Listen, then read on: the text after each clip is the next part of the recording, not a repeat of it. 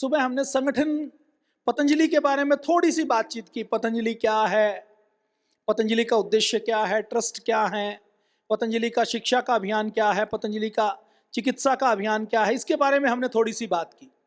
आप सब पतंजलि योग समिति भारत स्वाभिमान के सदस्य हैं सब? सबको जानकारी है? आप योग शिक्षक बने तो आप किस संगठन के सदस्य हैं? पतंजलि योग समिति भारत स्वाभिमान। आप में से कोई किसान सेवा समिति का हो सकता है, कोई युवा भारत का हो सकता है, कोई सोशल मीडिया में सेवा दे सकता है, लेकिन मूल रूप से आप पतंजलि योगपीठ परिवार के संगठन के सदस्य हैं। एक तो भीड़ होती है और एक संगठन होता है। भीड़ और संगठन में क्या अंतर है? भीड़ का कोई उद्देश्य नहीं होता, भीड़ का कोई भी निश्चित उद्देश्य नहीं होता।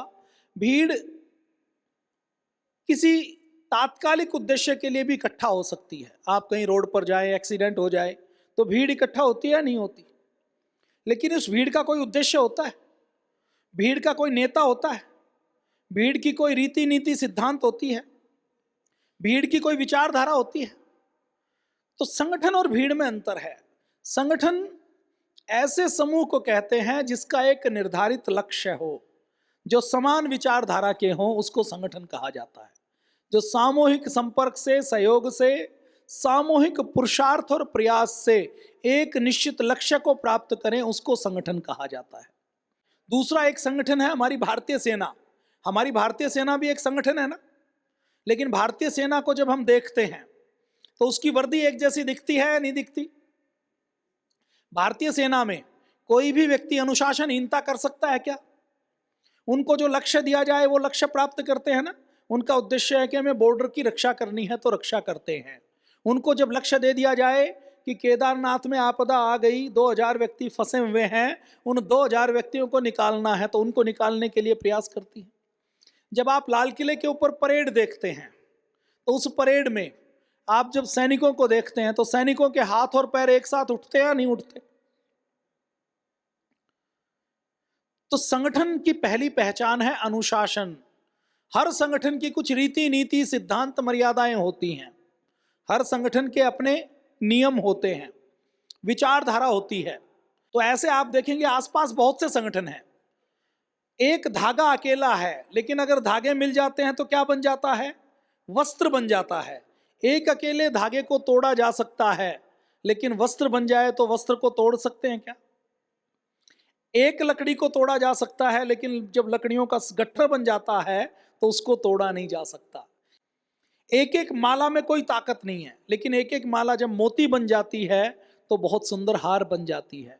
एक एक मधुमक्खी में कोई ताकत नहीं है, लेकिन मधुमक्खी यदि संगठन में है, क्योंकि मधुमक्खी के छत्ते को जैसे ही छेड़ा जाता है, सारी मधुमक्खियां एक साथ टूट पड़ती हैं और आक्रमण करके, टूट पड़ के उनके छक्के छुड़ाने का काम करती है।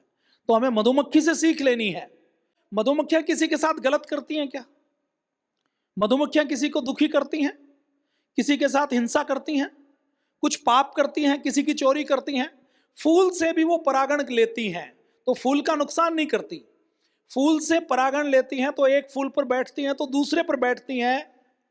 तो वो जो एक फूल से दूसरे फूल की पर बैठने की प्रक्रिया है, उससे फूल का निषेचन होता है और फूल से फल बनता है। जहां मधुमक्खी नहीं है वहां लोगों को हाथ से वो काम करना पड़ता है। तो मधुमक्खी फूल से केवल उतना लेती है जितना उसको आवश्यकता है, उससे अधिक नहीं लेती। और शहद इकट्ठा करती है अपने बच्चों को पालने के लिए और पूरी प्रकृति में मिठास भरने के लिए। मधुमक्खी अपने काम में लगी हुई है, लेकिन कोई उसको जब छेड़ता है तो वो छोड़ती नहीं है ना। ऐसे ही संगठन में हमें सेवा के उद्देश्य से हमारा संगठन बनाया गया है। हम किसी को छेड़ते नहीं हैं, लेकिन कोई हमें छेड़ेगा तो हम उसको छोड़ेंगे नहीं। ये हमें मधुमक्खी से एग्जाम्पल लेना है। हमारे जो संगठन है, अब आप यहाँ के ब्रांड एम्बेसडर हैं, कोई आपसे पूछ सकता है ना कि आपका संगठन क्यों बनाया है, आपके संगठन का उद्देश्य क्या है, आपके संगठन की रीति नीति सिद्धांत क्या है, आपके संगठन की मर्यादा क्या है, कोई पूछ सकता है ना। तो आपको उसकी जानकारी होनी चाहिए कि नहीं होनी चाहिए? होनी चाहिए। तो आज इस सत्र में आपको वो सारी चीजें हम बताएंगे। संगठन के नियम, रीति नीति, सिद्धांत, मर्यादा, उद्देश्य। सबसे पहले तो आप लिख लीजिए हमारे संगठन का उद्देश्य क्या है। अब अगर मैं आपसे पूछूं कि हमारे संगठन का उद्देश्य क्या है, आप संगठन में क्या करते हैं, तो आप अलग अलग उत्तर देंगे। कोई कहेगा योग सिखाते हैं, कोई कहेगा स्वदेशी का प्रचार करते हैं, कोई कहेगा आयुर्वेद की जड़ी बूटियां लोगों को बताते हैं। ये सब एक एक लाइन के आप अलग अलग उत्तर देंगे।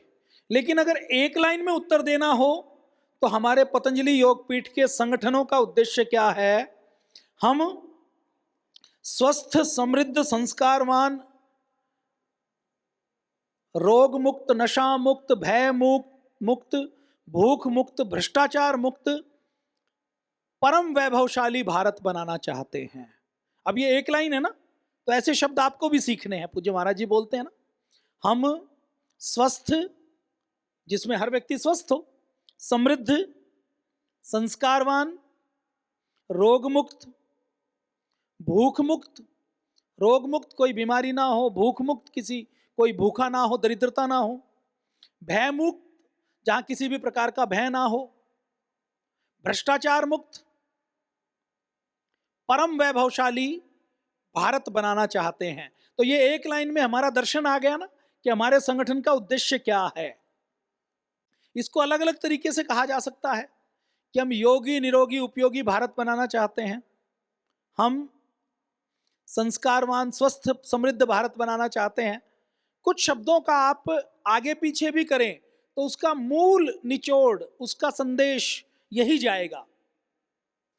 अब हमारे कई संगठन है, पतंजलि योग समिति, भारत स्वाभिमान, तो आपके मन में आएगा पतंजलि योग समिति और भारत स्वाभिमान दो संगठन है, तो दोनों का काम क्या है, दोनों अलग अलग क्या है, दोनों का अंतर क्या है?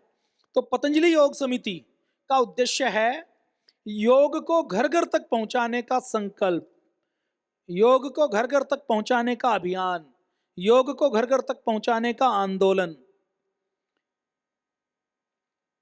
अब अभियान कहें, संकल्प कहें, आंदोलन कहें, इनका अर्थ एक ही निकलता है ना।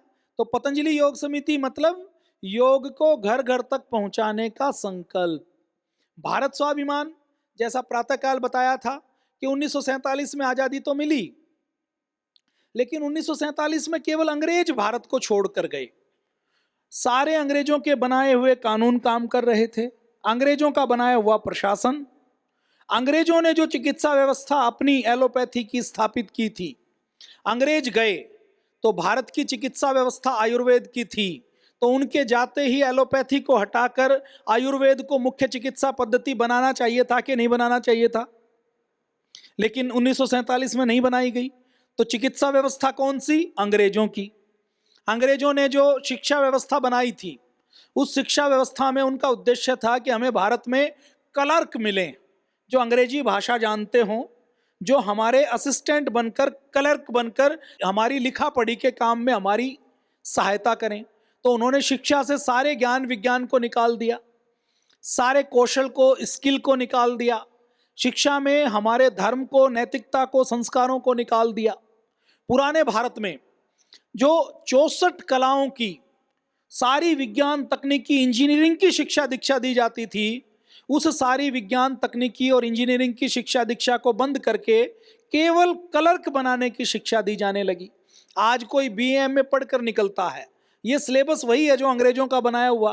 तो BA MA पढ़ने के बाद व्यक्ति कलम तो चला सकता है, वो हाथ से काम करने में शर्म महसूस करता है या नहीं करता?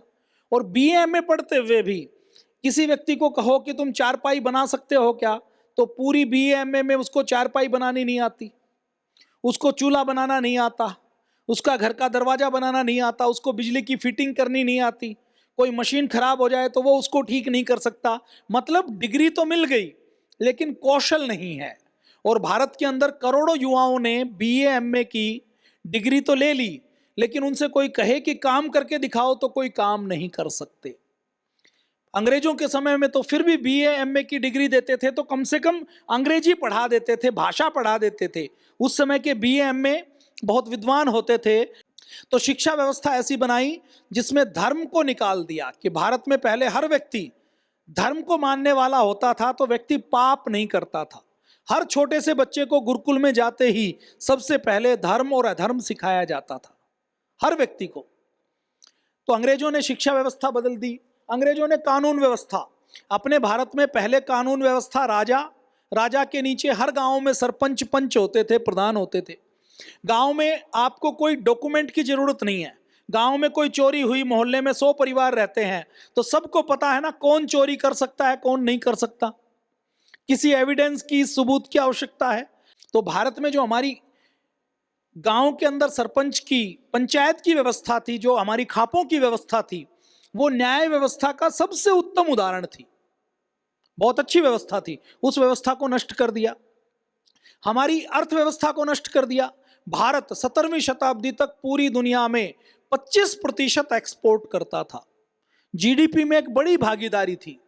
हमारा इतना अमीर देश रहा है, और अभी भी भारत बहुत अमीर है। अभी भी अमेरिका, जर्मनी, चीन, यूके, फ्रांस, इन 5 देशों के पास जितना सोना है, इनकी सरकारों के पास जितना सोना है, उससे ज्यादा सोना हमारे देश में हमारी माताओं बहनों के पास है। और हमारे देश में जमीन में कितना सोना दबा हुआ है, इसकी तो कोई गारंटी नहीं है। हमारे देश में सोने चांदी घर घर के अंदर होता था। हमारे इंडिया कोई सोना और चांदी का उत्पादन करता देश नहीं है। पूरी दुनिया में सोना चांदी कहाँ होता है? दूसरे देशों में होता है। भारत में वो सारा पैसा आता था। क्यों आता था? क्योंकि भारत के अंदर विज्ञान था, तकनीक थी, भारत से एक्सपोर्ट होता था, भारत का व्यापार पूरी दुनिया में था, और उसी व्यापार से विदेशों से पैसा भारत के अंदर आता था। हम अनपढ़ नहीं थे, हम गरीब नहीं थे, हम जाहिल नहीं थे, हम बहुत पढ़ी लिखी सभ्यता थे, संस्कृति थे। अंग्रेज यहां पर आए, फ्रांसीसी आए, डच आए, पुर्तगाली आए, मुगल आए, ईरानी आए, अफगानी आए, दुर्रानी आए, पठानी आए। ये सारे जो विदेशी हमलावर आए हैं, ये कोई हमारे देश में घूमने के लिए नहीं आए। और पूरी दुनिया में केवल अमीर व्यक्ति हम थे। कपड़ा हमारे पास था, खाना हमारे पास था, सोना चांदी और धन संपत्ति हमारे पास थी, व्यापार हमारे पास था। तो ये सारे लोग हमारे देश को लूटने के लिए आए थे। हमारे घरों में अभी भी हर घर में 10, 20, 50 से लेकर 100 तोला सोना है या नहीं है? गरीब से गरीब व्यक्ति के घर में है या नहीं है? 2, 4, 5 से लेकर 50 तोला तक सोना है ना।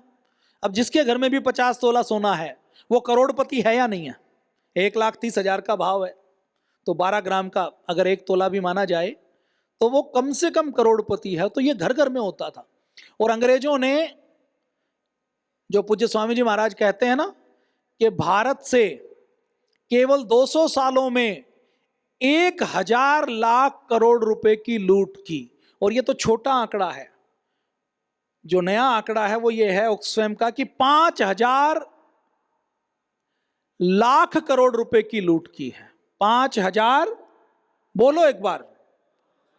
अब आपका तो कैलकुलेटर फेल हो जाता है इसमें। लाख कितने, करोड़ कितने?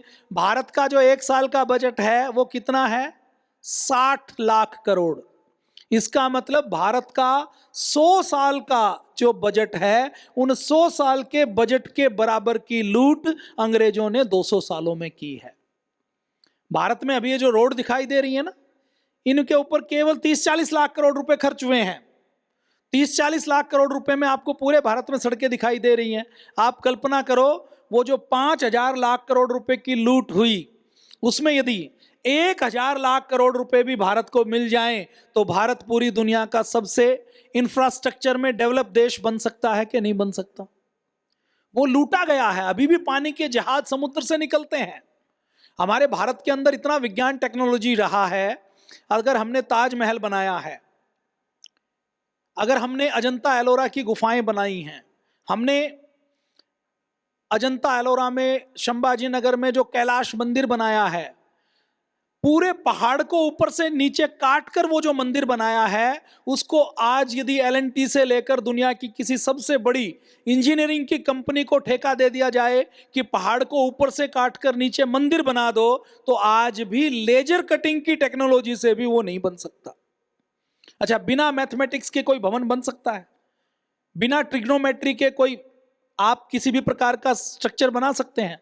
हमारे यहाँ जो पुरानी हमारी सभ्यताएं निकली हैं उसमें 3000 साल पहले भी हमारे यहाँ सीवरेज का सिस्टम होता था। तो ये सब विदेशी भूखे नंगे लोग थे, ये लूटने के लिए आए। तो हमारी अर्थव्यवस्था अभी भी पुरानी अंग्रेजों की अर्थव्यवस्था चल रही है, उसको बदलने के लिए, कृषि व्यवस्था को बदलने के लिए, कानून व्यवस्था को बदलने के लिए पूज्य स्वामी जी महाराज ने एक अभियान चलाया भारत स्वाभिमान के नाम से। तो इस भारत स्वाभिमान का उद्देश्य क्या है? 1947 में जो आधी अधूरी आजादी मिली, उस आधी अधूरी आजादी को संपूर्ण आजादी में बदलने के लिए व्यवस्था परिवर्तन का अभियान है कि हम सरकारों के ऊपर दबाव बनाकर, लोगों को समझाकर, और ये जो भारत स्वाभिमान है ये सत्ता परिवर्तन का आंदोलन नहीं है, भारत स्वाभिमान व्यवस्था परिवर्तन का आंदोलन है, जिसका उद्देश्य है आत्म परिवर्तन से व्यवस्था परिवर्तन करना। भारत स्वाभिमान पतंजलि योगपीठ, कई बार आपको भ्रम होता होगा कि भारत स्वाभिमान पतंजलि योगपीठ, पतंजलि योग समिति राजनीतिक है या गैर राजनीतिक। भारत स्वाभिमान पतंजलि योग समिति, महिला पतंजलि योग समिति, युवा भारत पतंजलि किसान सेवा समिति, परम पूज्य स्वामी जी महाराज, पूज्य आचार्य जी, पतंजलि योगपीठ राजनीतिक संस्था नहीं है, राजनीतिक दल नहीं है। भारत स्वाभिमान और पतंजलि योग समिति, पतंजलि योगपीठ सामाजिक, सांस्कृतिक और आध्यात्मिक संगठन है। कोई आपसे पूछे कि आप राजनीतिक संगठन है क्या, तो आप क्या कहेंगे? हम राजनीतिक संगठन नहीं है, हम गैर राजनीतिक संगठन है। आप में से किस किस को पता था कि हम राजनीतिक संगठन है कि गैर राजनीतिक संगठन है? ऐसे कौन कौन है जो ये मानते थे कि हम राजनीतिक संगठन है? क्योंकि हम तो मोदी जी का समर्थन भी करते हैं, 100% अभियान की भी बात करते हैं, किसी एक पार्टी को वोट देने की भी कई बार बात करते हैं। तो ये जो हम बात करते हैं ये हम अपनी जिम्मेदारी समझ के बात करते हैं राष्ट्र हित में, लेकिन हम गैर राजनीतिक हैं। भारत स्वाभिमान के परम पूज्य स्वामी जी, पूज्य आचार्य जी और संगठन के किसी भी व्यक्ति ने कभी कोई चुनाव नहीं लड़ा है और ना कभी कोई चुनाव लड़ेगा। तो हमारा संगठन सामाजिक, सांस्कृतिक और आध्यात्मिक संगठन है। हम समाज सेवा करते हैं, हम आध्यात्मिक हैं, व्यक्ति का परलोक कैसे ठीक हो, हम ईश्वर को मानने वाले हैं। हम सांस्कृतिक संगठन है, हमारी जो भारत की संस्कृति है, परंपराएं हैं, हम उनका पोषण करते हैं, उनका संवर्धन करते हैं। तो हम सामाजिक, सांस्कृतिक और आध्यात्मिक संगठन है। ये बड़े शब्द हैं, इनको जब आप बोलते हैं तो उससे स्पष्टता आ जाती है। तो भारत स्वाभिमान क्या है? व्यवस्था परिवर्तन का आंदोलन है, जिसका उद्देश्य है आत्म परिवर्तन से व्यवस्था परिवर्तन। तो हम सरकार कोई बड़ा काम करती है तो उसके जो उद्देश्य होती है, एक तो सरकार कानून बनाती है, दूसरा उस काम को समाज करता है। तो हम, सरकार का काम कानून बनाने का है, नीति बनाने का है, और हमारा काम क्या है? इस देश में देश के अंतिम व्यक्ति को योगी, निरोगी, उपयोगी, संस्कारवान और उसके चरित्र निर्माण का काम हमारा है। अब चरित्र निर्माण का काम सरकार कर सकती है क्या? नहीं कर सकती ना। चरित्र निर्माण का काम कौन करेगा? समाज करेगा। समाज के जो विवेकशील, जागरूक, प्रबुद्ध लोग हैं वो उसका काम करेंगे। तो हम उस काम को करने वाले हैं। तो ये हमारे पतंजलि योग समिति भारत स्वाभिमान का उद्देश्य क्या है ये मैंने बताया। हमारे संगठन की पहली संस्कृति है, मर्यादा है, करिष्य वचनम तव। मतलब जो गुरु का आदेश है, जो संगठन का आदेश है, उसकी 100% पालना करना, किंतु परंतु नहीं करना। आप यहां आए, आपको हमने रीति नीति, सिद्धांत, मर्यादा बता दी, आपने सारी प्रश्नों का उत्तर मिल गया, और उत्तर मिलने के बाद फिर आपको संगठन के निर्देश का 100% पालन करना है। और संगठन का निर्देश कभी भी भगवान के विधान का और देश के संविधान का उल्लंघन करे, ऐसा कभी नहीं होगा। संगठन का निर्देश वही होगा जो हमारे बड़े उद्देश्यों को पूर्ण करने के लिए है। लेकिन कई बार हम चीजों को समझ नहीं पाते। अब ये एक वीडियो आया है, इसको सुन लीजिए। एक स्वामी रामदेव दुनिया के सारे षड्यंत्रकारियों पर भारी पड़ रहा है। आरोप लगाना तो बड़ा सरल है, किसी पर भी लगा दो, राम पर लगा दो, कृष्ण पर लगा दो, हनुमान जी पर लगा दो, शिव जी पर लगा दो, ब्रह्मा जी पर लगा दो। चरित्रहीनता, जिस सबरी माँ का उद्धार की, जिनको माँ माना, का लवर था, प्यार करता था उससे। अपने लोग आरोप लगाते, बाकी तो छोड़ो। उन पर आत्महत्या का आरोप लगा दिया कि उन्होंने तो सरियों में जाकर के सुसाइड कर लिया। लो, भगवान कृष्ण जी के ऊपर दुष्चरित्रता के हजारों, लाखों नहीं, करोड़ों बोले उनके साथ में रास करते, महाभोगी थे, योगी को भोग योगी बना। उन्हीं को ही गाते रहते हैं, जब माखन चोर कह करके और रास रसैया कह करके भगवान शिव जी को तो कितना नशेड़ी गजेड़ी कुबेड़ी, जो महायोगी आदि योगी तो सहज समाधि में रहते। ब्रह्मा जी को अपनी बेटी के साथ दुराचार करता बता दिया। बोल दो किसी के बारे में कुछ भी, आरोप लगाओ भाग जाओ। योग पर झूठे आरोप, आयुर्वेद पर झूठे आरोप। पतंजलि का घी जो है सब स्टैंडर्डाइज है। देखो कैसे कैसे शब्द ढूंढते हैं। मैंने कहा पतंजलि का घी पूरी दुनिया के लगभग 150 देशों में उपलब्ध है। लोग यहाँ से लेकर के जाते, एक बार जोरदार अभिनंदन करो। हजारों झूठे आरोप जन्म से लेकर के आज तक लगाए जा रहे। पतंजलि के घी में कोई एक रत्ती भर भी कोई पशुओं की चर्बी दिखा दे, कोई आर्टिफिशियल कलर दिखा दे, कोई इसके अंदर एनिमल फैट या रिफाइंड ऑयल कोई दूसरे सस्ते तेल दिखा दे। पतंजलि के घी का आरएम वैल्यू कम मिला। तो मैंने कहा भाई आरएम वैल्यू क्या होता है? वोलेटाइल फैटी एसिड है। घी या तेल को गर्म करने पर कितना ज्यादा इवोपरेट, कितनी जल्दी उड़नशीलता उसकी है, उसको आरएम वैल्यू बोलते हैं। पतंजलि का एक्सपायरी घी उठा लिया कहीं से और बोले इसकी आरएम वैल्यू 0.5% कम है। कितने झूठे लोग। 21 से लेकर के 28 तक आरएम वैल्यू पूरे देश में गाय का घी कहीं से भी ले लो उसकी मिलती है। जो जितना घुलनशीलता हो, जितना ज्यादा जल्दी डाइजेस्ट हो जाए, उसको कहते हैं आरएम वैल्यू। बोले 0.5 कम है और फिर चारों तरफ से राक्षस टूट पड़ते। देखो पतंजलि गाय का घी जहर है उसमें। लो किस लैब में? जिस लैब को का एक्रेडिटेशन ही नहीं है, उसके इक्विपमेंट ही खराब है। लैब सब स्टैंडर्ड की और पतंजलि के गाय के घी को सब स्टैंडर्ड बता रहे हैं। उनके ऊपर जुर्माना होना चाहिए। तो पतंजलि गाय का घी पूरे देश में और पूरी वर्ल्ड की एजेंसियों को मैं चैलेंज करता हूँ, एक रत्ती भर भी पतंजलि के गाय के घी में कोई भी मिलावट दिखा दे। आज हमारे पास में लगभग 20 साल का डेटा है। पतंजलि का आरएम वैल्यू 24 से 28 के बीच रहता है। ये जो नेचुरल स्टैंडर्ड है उसका, ये गाय का घी यही हम खाते हैं, यही सबको खिलाते हैं। हम जो अपने लिए प्रयोग करते हैं, पूरे देश को हम बाजार में अपना परिवार मानते हैं, वही सबको उपलब्ध कराते हैं। तो ये हमारे संगठन की संस्कृति क्या है? करिष्य वचनम तव। संगठन में आप अपना विचार दे सकते हैं, लेकिन एक बार जो गुरु आज्ञा हो गई, जो मुख्यालय का आदेश हो गया, उसका 100% पालन करना है। हमारे संगठन में हमारे कार्यकर्ताओं के लिए सप्त सिद्धांत और सप्त मर्यादाएं हैं, उनका सबको पालन करना है। हमारा कार्यकर्ता की पहली पहचान है वो राष्ट्रवादी होगा।